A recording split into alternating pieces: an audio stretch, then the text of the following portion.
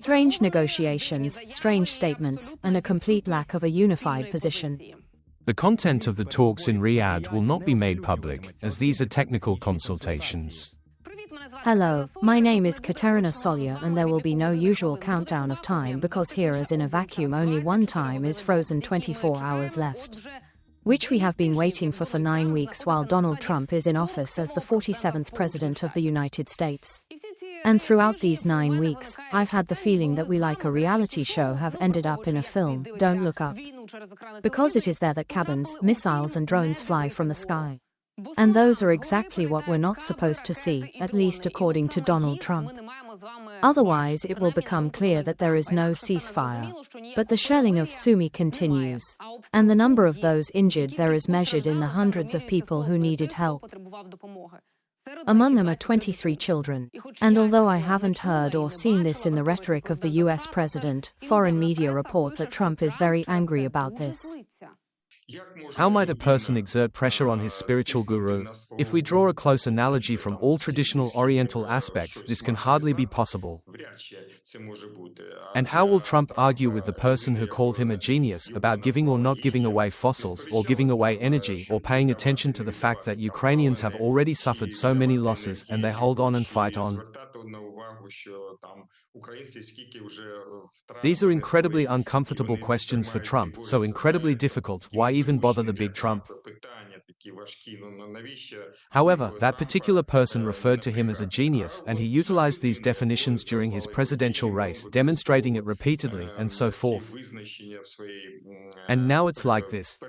So in this case, it's not so much about me, but perhaps there are still some remnants of a free democratic press in America, and not everything has been fully suppressed or silenced yet.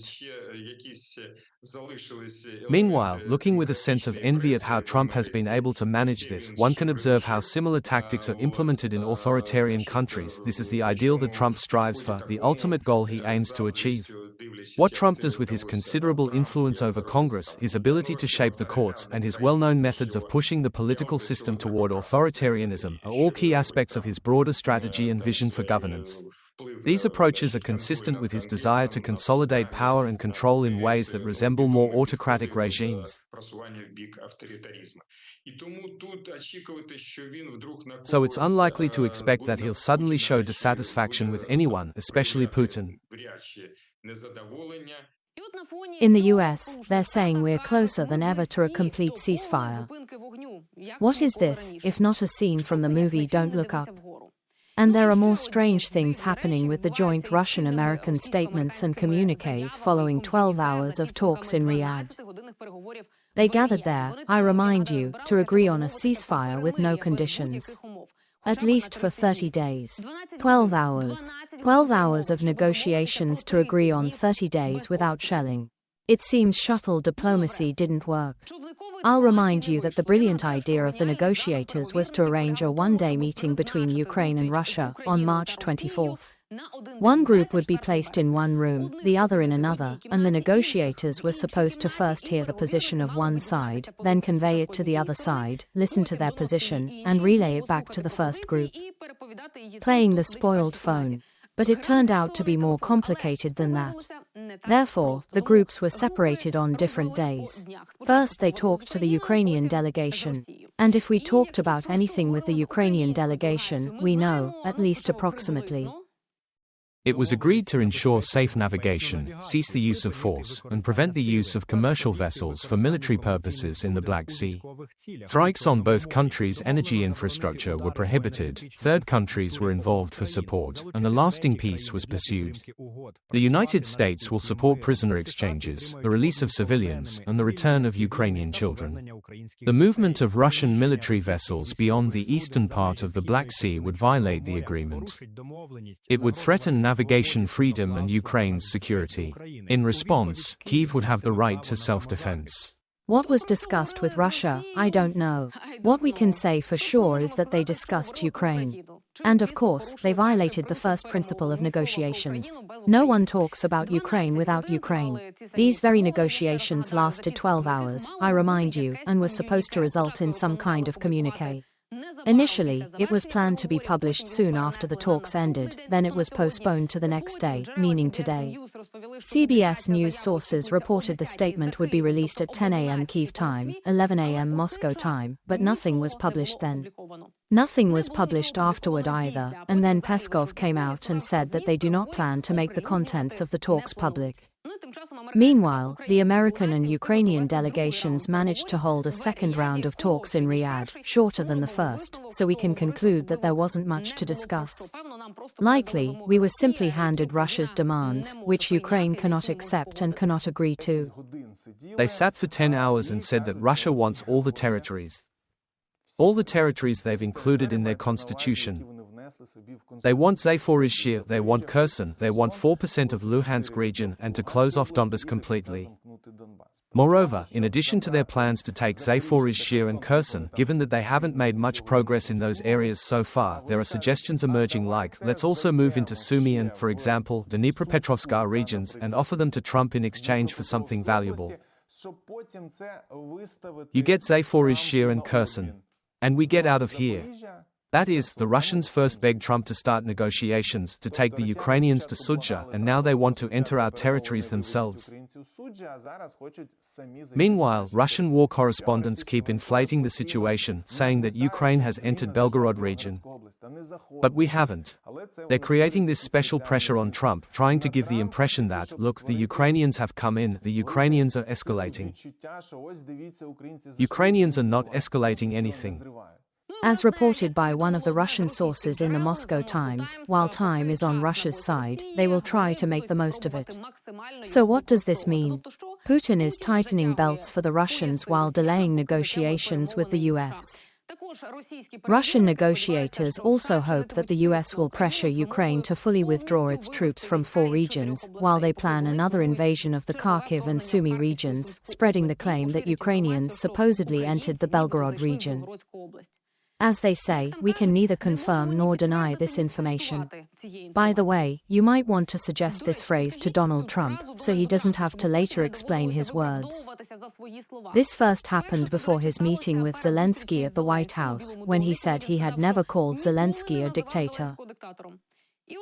And now, when he claimed that Russia had surrounded 2,500 Ukrainian soldiers in Kursk, he actually meant something completely different.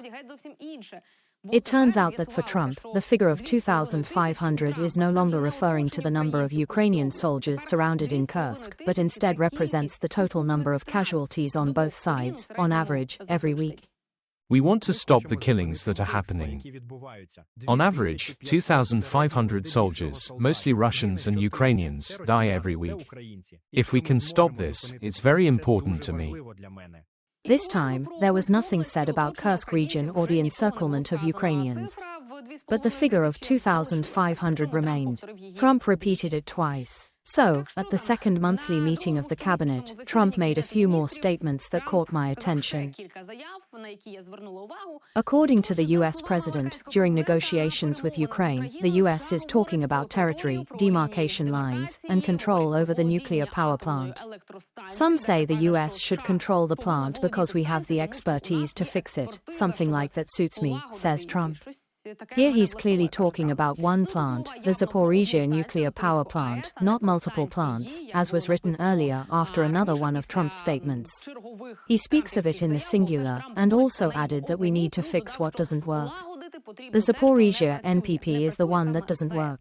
All the nuclear power plants under Ukrainian control are functioning perfectly, despite Russia's attempts to disrupt the grid in winter, which would have led to the shutdown of the station. The only thing I didn't hear was the word guarantees. Security guarantees for Ukraine. They are still absent from the US rhetoric. And as for Russian propaganda, it's still being repeated by US officials, seemingly with great satisfaction. And Witkoff has said this once again, and once again apologized for it. He specifically mentioned the 5 Ukrainian regions where Russian is spoken and where a referendum took place, with the outcome being a vote to join Russia. The biggest problem of this conflict is these so-called four regions, Donbas, Crimea, and two others. They are Russian-speaking, and referendums were held there, where the majority of people voted to be with Russia. I believe this is the main issue of the conflict. When will this case be resolved? We had a very positive conversation about this. In connection with this, Trump was asked about his stance on Zelensky's statement that some people close to Trump are under the influence of Russian disinformation, and I would even say Trump himself. The US president responded that they are under the influence of the desire to make peace. One could add, peace at any cost for Ukraine. Because let me not go far for examples.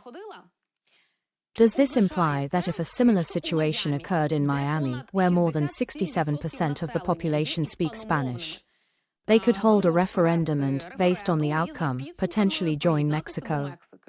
Will Trump give Miami to Mexico if they hold a referendum? How does he propose to do that with Ukrainian regions?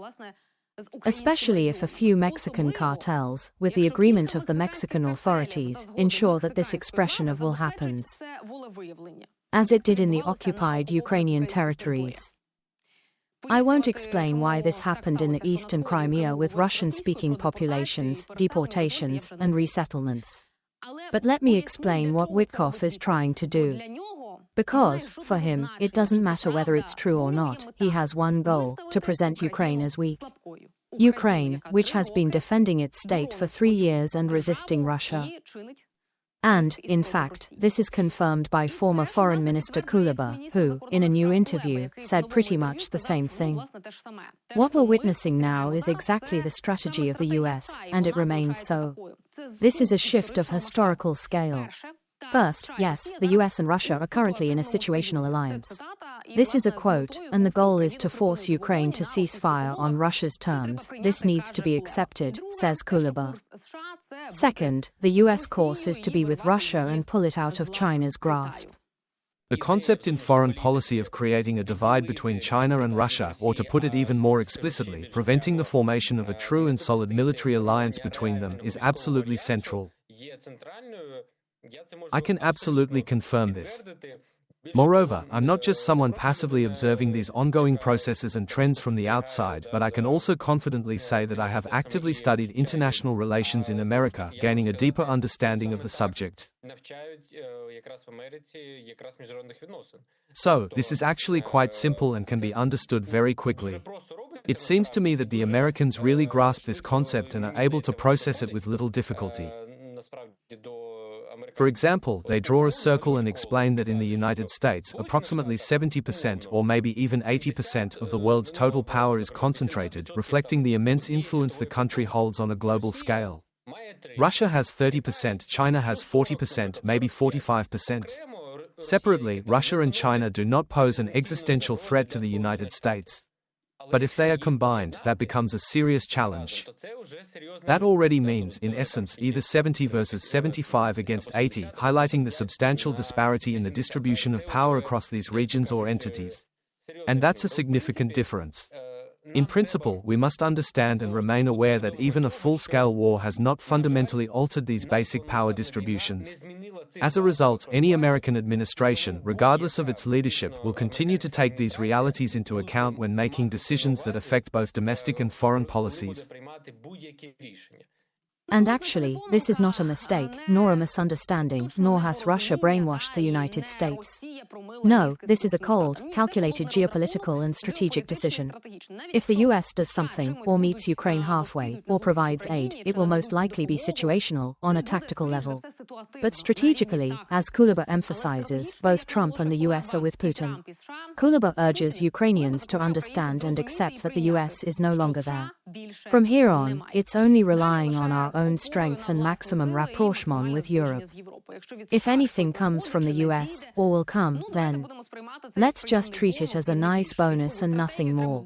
The military strategy should be built as if no help will come. And here, it's quite interesting, once again, when we return to the topic of disinformation and the words from Witkoff, that even in Russia, they are openly laughing at Witkoff and his statements. The Kremlin propagandist, Rybar, continues mocking Witkoff, who believed that Russian forces shot down their own drones to prevent them from bombing Ukraine.